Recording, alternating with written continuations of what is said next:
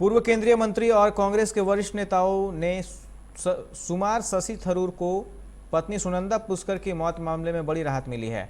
दिल्ली की Rouse Avenue court ने बुधवार को अहम सुनवाई के दौरान पूर्व केंद्रीय मंत्री शशि थरूर को पत्नी सुनंदा पुष्कर मौत मामले में लगाए गए दिल्ली पुलिस के आरोपों से मुक्त कर दिया।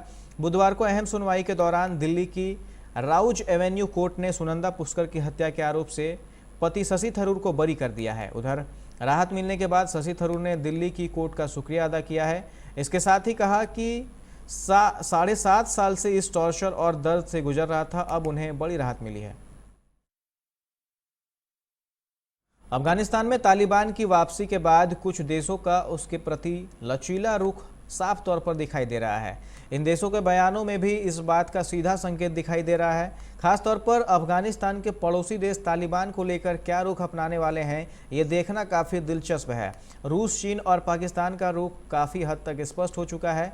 इसको लेकर निगाहें भारत पर भी लगी हैं। इस संबंध में भारत क्या फैसला लेगा, इसको भी दुनिया जानना चाहती है। इस संबंध में CCS की जो बैठक हुई थी उसमें फिलहाल इस बात पर तवज्जो दी गई है कि अपने सभी नागरिकों को वहां से सुरक्षित बाहर निकाला जाए। सपा सांसद डॉक्टर शफीकुर रहमान बर्क अक्सर अपने बयानों को लेकर विवादों में रहते हैं। इस बार उन्होंने अफगानिस्तान पर तालिबानी कब्जे को सही ठहराते हुए इसकी तुलना भारत के स्वाधीनता आंदोलन से कर दी। अफगानिस्तान पर तालिबान के कब्जे का समर्थन कर सांसद बर्क फंस गए हैं। संभल कोतवाली पुलिस ने भाजपा के पश्चिमी उत्तर प्रदेश के क्षेत्रीय उपाध्यक्ष राजेश सिंघल की तहरीर सपा सांसद डॉक्टर शफीकुर रहमान बर्क के खिलाफ मुकदमा दर्ज कर लिया।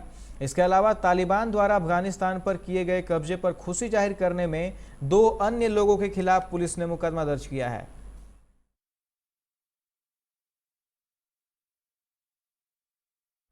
हैती में आए भीषण भूकंप में मरने वालों की संख्या 2000 के करीब पहुंच गई है। हैती के अधिकारियों ने भूकंप में 500 और लोगों के मारे जाने की जानकारी दी। नागरिक संरक्षण एजेंसी ने भूकंप में अब तक मारे गए लोगों की संख्या 1941 बताई है और घायलों की संख्या 9900 बताई गई है, जिनमें से कई अब भी मेडिकल सुविधा या मदद मिलने का इंतजार कर रहे हैं। देश में बारिश के कारण राहत बचाव कार्यों में देरी हो रही है। हैती में उष्णकटिबंधीय तूफान ग्रेस के कारण राहत एवं बचाव प्रयासों में बाधा आई है। राहत कार्यों में हो रही इस देरी की वजह से पहले से बेघर हुए लोगों का गुस्सा और निराशा और ज्यादा बढ़ गया है। अफगानिस्तान पर कब्जे के बाद तालिबान अपने आप को बदला हुआ दिखाने की कोशिश में है।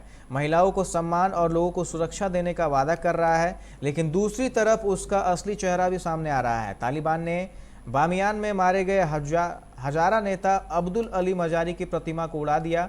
तालिबान ने अपनी पिछली हुकूमत के दौरान हजारा नेता की हत्या कर दी थी।